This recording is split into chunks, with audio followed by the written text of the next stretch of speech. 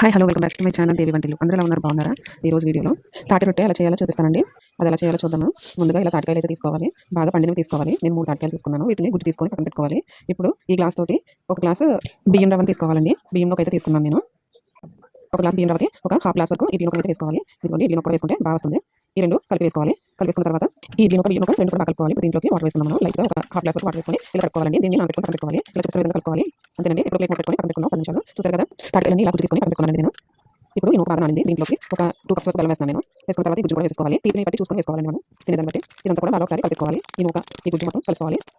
తాటి రొట్టె చాలా బాగుంటుంది. ట్రై చేయండి. ఇప్పుడు దీంట్లోకి కొంచెం కొబ్బరి పొడి కూడా వేసుకోవాలి. అది కూడా వేసుకొని బాగా కలుపుకోవాలి. కొబ్బరి పొడి వేసుకోవడం వల్ల టేస్ట్ బాగుంటుంది. ఇప్పుడు ముక్కలోకి ఆయిల్ వేసుకొని మనం ముందు రెడీ చేసి పెట్టుకున్నాం కదా, ఇదంతా కూడా దీంట్లో వేసుకోవాలి. వేసుకొని ఈ విధంగా స్ప్రెడ్ చేసుకోవాలి.